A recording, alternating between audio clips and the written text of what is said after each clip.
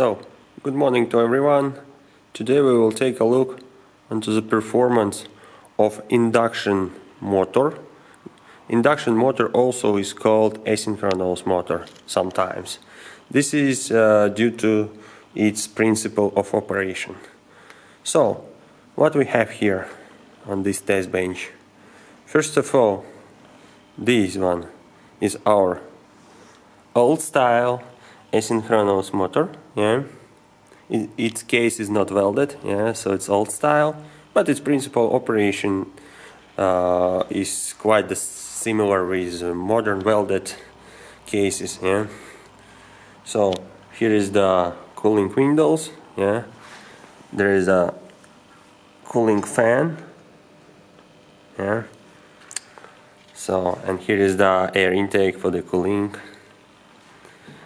The armature windings are in this part, and these two parts are used to keep ball bearings inside. Ball bearing. So, also on this test bench is drive shaft. Its drive shaft is connected to the electromagnetic brake. So here is the rotating disc, which is rotating by means of induction motor, and here's four electromagnets. When I apply voltage to the electromagnets, then the magnetic field is created, and the magnetic field is shorted like from the coil, from the electromagnet, through this iron piece, then through this air gap, or also from the back through this air gap, into the disc, then through the disc into the next piece of core and into the next coil. So this is the, for example, N pole, this is S pole, this is N pole, this is S pole, so this is the brake. So when magnetic flux lines go through these discs, and when it is rotating, then we can say that magnetic field is alternating with respect to this disc. So that's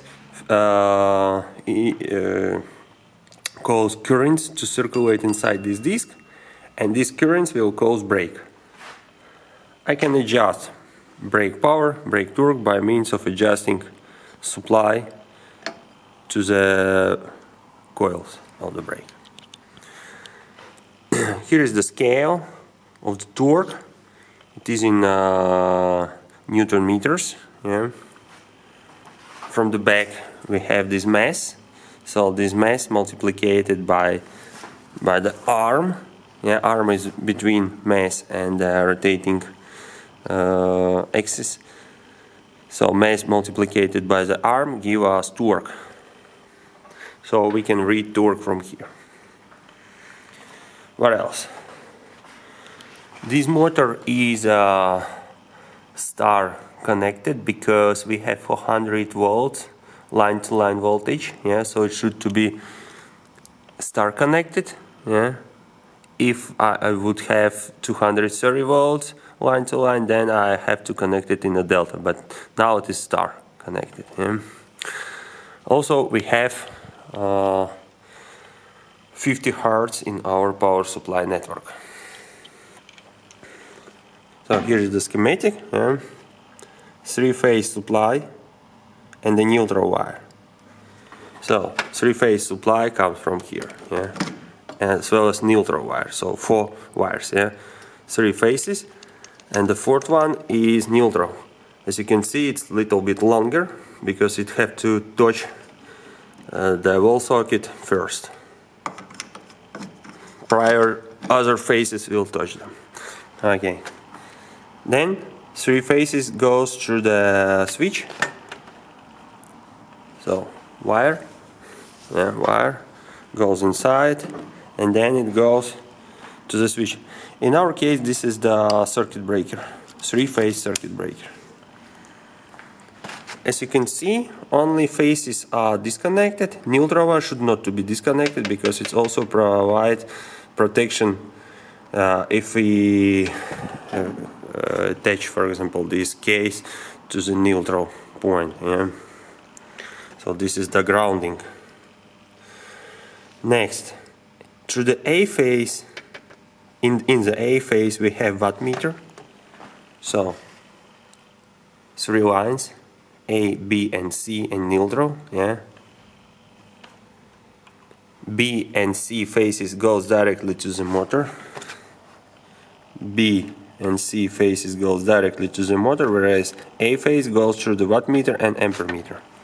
So A phase goes through the wattmeter, which is here, and through the ampermeter.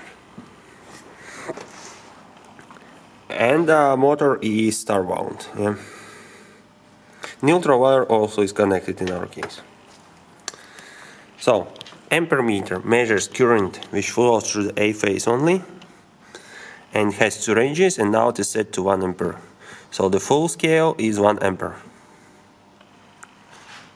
Power meter, which measures in watts, also is connected only into the A phase, and its scale is 300 volts times 1 ampere is selected, or 2 amperes are deselected. Yeah? So 1 times 300 give us 300 watts. So the full scale range is 300 watts. Okay. Also, we are able to measure speed of the motor by means of this blinker. Yeah? And here is the tachometer with light. Yeah? So I put light beam here, and it will measure something. Yeah? Now it measures something, but when it will rotate, it will measure revolution per minute. Yeah? Okay, so brake is off, minimum. Yeah? So now we can supply the power. First of all, we have to double check that we have all 3 phases. If we will apply only 2 phases, the motor can be damaged because it will not operate correctly. It will start to duct, it will start to emit some noise, yeah, and it will start to overheat. So all 3 phases are here, so we can continue. Now let's start the motor. This is the direct online starting, so I will just apply the power and it will start. You will see that during starting it will consume very high current as well as very high power. So also I will switch it to the 5 ampere scale in order to better see the starting current. Okay, now I will start it. Yeah, so it starts very quickly, and during starting it has consumed very high power, also very high current. So now we'll switch back, it's to 1 ampere. So, as you can see, now it consumes 0.6 amperes because full scale range is 1 ampere. So, and what about the torque? Torque is exactly 0. So now it is operating at no load. So, torque is 0. Yeah. Okay, and the motor consumes current of 0.6 amperes. Current in A phase, 0.6 amperes. What about power? We are consuming power of 15 times 2, this is the 16, so 32. Yeah, but 32 watts, this is through the 1 phase. Since we have 3 phases, then we have to multiply it by 3. This is due to the fact that we are allowed to do this, yeah? Because induction motor, this is the symmetrical load. That means that if here we consume 32 watts, then it will also consume 32 watts through the B phase and 32 watts through the C phase. So 32 plus 32 plus 32, this is the 96 watts. 96. What about the speed?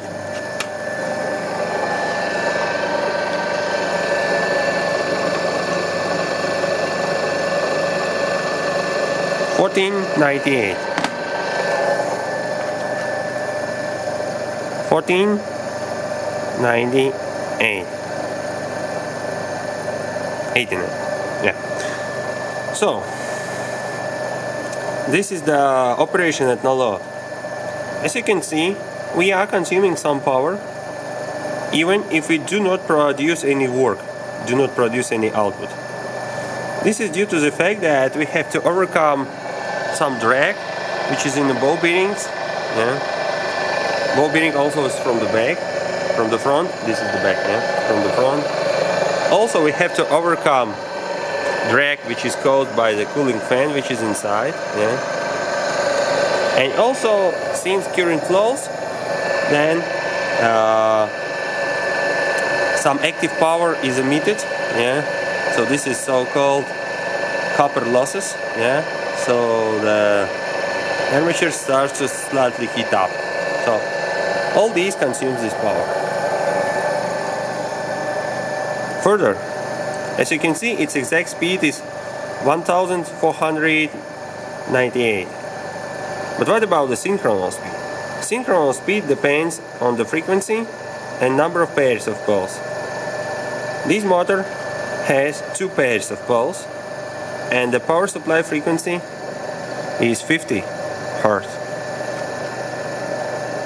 That is, synchronous speed is 1500 revolutions per minute. This is the speed of the field and this is the speed of the shaft. As you can see, shaft rotates slightly slower than field. So shaft lag from the field, or shaft rotor, yeah, rotates asynchronously with respect to the field. That's why such motors are called asynchronous motors. The difference between speed of the shaft and speed of the field is called the slip. Slip is defined by the equation synchronous speed minus speed of the shaft divided by the synchronous speed. So let's calculate.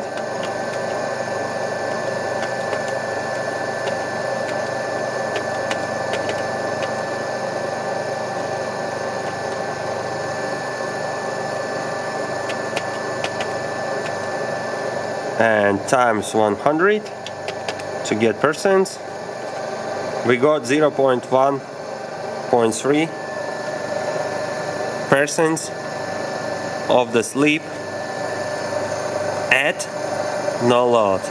So this is the no load. No load because we are producing nothing. Okay, now let's apply some torque. Yeah, I have to enable the brake.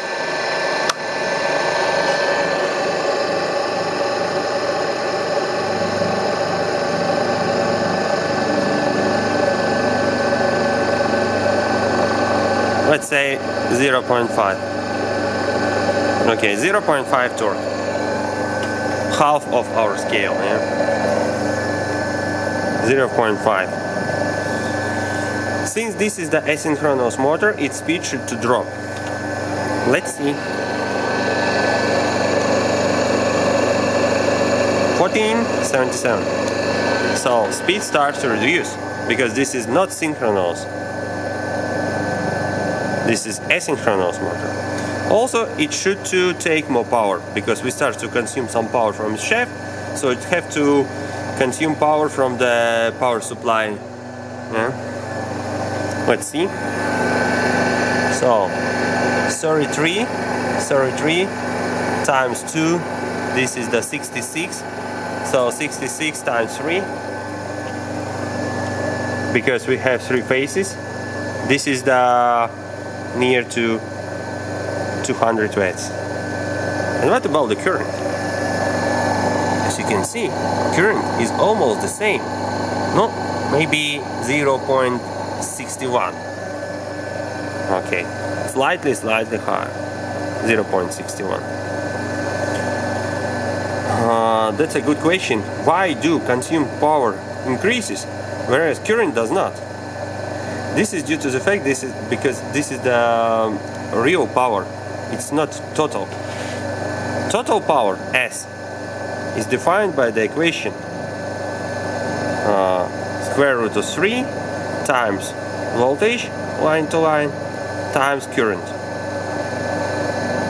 So in this case, since voltage is always 400 volts, then current also should increase. But this is the total power in volt amperes. But here we have active power. Active power. This is the total power times power factor, cosine phi power factor. That means that in our case voltage is stable, current is also almost stable, yeah? Voltage and current. So it means that cosine phi starts to increase when we increase shaft load.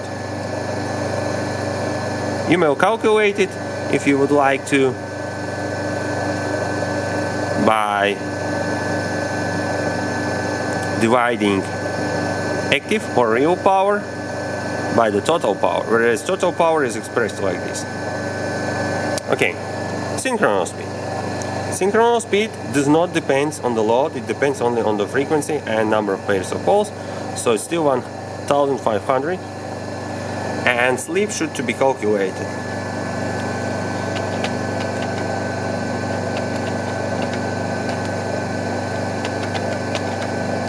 So the sleep is 1.5%.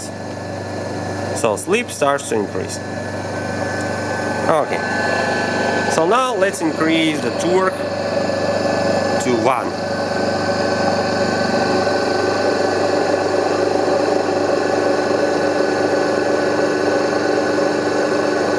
So okay, 1 Newton meter. Very nice. 1 Newton meter. So the speed also should to reduce. Let's check.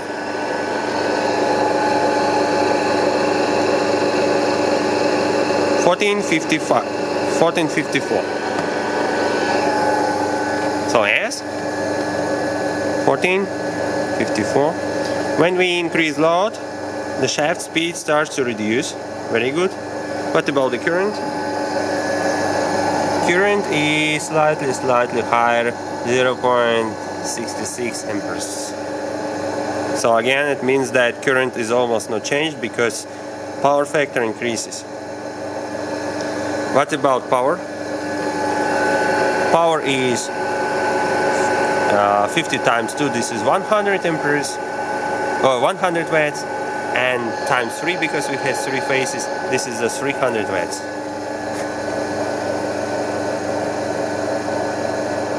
Synchronous speed is still 1500. So what about the sleep? 1500 minus our speed, 1454, divided by synchronous speed. So 3.1%. And so, yeah. Okay. Now I will put the brake back to the minimum. And we'll switch it off. And now I will switch off the motor. So soon it will stop. Okay. Now let's analyze what we got. But first, you may see that if we increase load, then speed of the asynchronous or induction motor starts to reduce. When we increase load, it starts to consume more real or active power, which is fully logical. If we consume more, then if we consume more from the motor, then we consume more from the power supply network. If you would like to calculate mechanical power, then you have to take a torque and times omega, whereas the torque is in Newton meters, and omega, this is 2p times n in a revolution per second. Yeah. Or if you would like to use revolutions per minute and torque in Newton meters, then this is 2p. Then you have to take speed in revolution per minute and divide its value by 60 in order to get back per second. Yeah. So if you will apply this formula, this equation to one Newton meter, then you will find that it will be approximately 150 watts only. So 300 we consume and 150 watts we produce. So the efficiency is very low, exactly on this mold, yeah, is only 50%. If you will apply even more load, then the efficiency will be higher. But this brake unfortunately does not allow me to do this. So, torque speed characteristic. You may see that at zero torque, we are rotating at 1498. So somewhere here, slightly below 3000. 3000? Wait, why do 3000? 150, yeah, 105,000.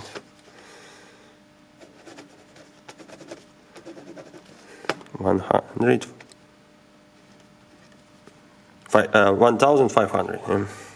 So slightly below 1,500. Okay. This is at no load. When we start to increase load, the speed starts to drop.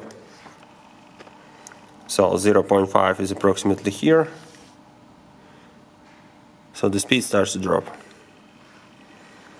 And if we will increase even more, the speed will drop even more. 1, and so on. So, actually we got something like this. But you may ask me, why do it looks like this? If the typically torque speed characteristic of the induction motor looks fully different. This is because we are taking only part of the characteristic. If you will continue, then you will got something like this. So here, if you reach this torque, the motor will stop. This is the so-called stall torque, maximum torque which is possible. Typically, stall torque is near to 3 times greater than rated torque, approximately. Yeah. And this part of characteristic we are not able to take because here the operation is not stable. Yeah, you know, if you increase torque up to the stall, the motor will stop, and you got this point. Yeah, this point, starting torque. Whereas this part of the characteristic only can be calculated. Yeah. Because here, if you are somewhere here, yeah, then speed increases and torque increases, so it will go to this point. It will never operate on this piece of characteristic. You are not also able to operate here, because in this case you will overload the motor. Yeah.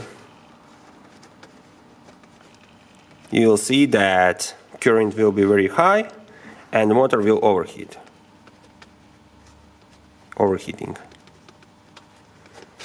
So this actually is the part which can be really taken experimentally.